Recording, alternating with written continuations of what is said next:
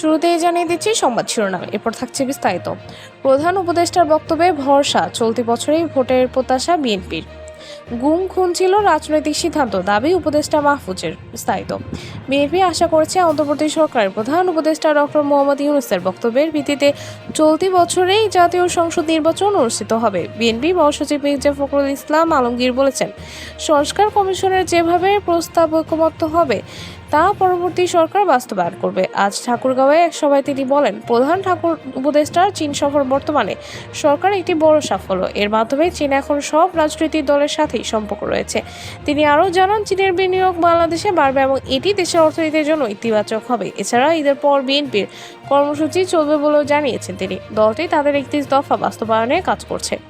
গুম খুন ছিল রাজনৈতিক সিদ্ধান্ত, দাবি উপদেষ্টা মাহফুজের। বিস্তারিত। গুম খুনের ঘটনা রাজনৈতিক সিদ্ধান্তের অংশ ছিল বলে দাবি করেছেন তথ্য ও সম্প্রচার উপদেষ্টা মাহফুজ আলম। তিনি জানিয়েছেন যে এসব অপারেশনের জন্য বিশেষ টিম কাজ করত, যেখানে পুলিশ ও র্যাবকেও নির্দেশনা দেওয়া হয়েছিল।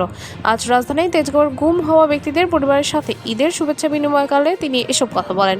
মাহফুজ আলম জানান, অনেকে গুম করে ভারতে পাচার করা হয়েছিল, যাদের মধ্যে কিছু লোককে ভারতীয় কারাগারে পাওয়া গেছে। তবে এখন পররাষ্ট্র মন্ত্রণালয়ের সহায়তায় নিখোঁজদের তালিকায় তৈরি করা হয়েছে।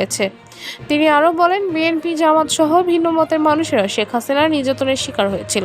আওয়ামী লীগ মাফিয়া চক্র ছিল এবং তাদের রাজনৈতিকভাবে আর দাঁড়াতে দেওয়া হবে না বলেও মন্তব্য করেন তিনি।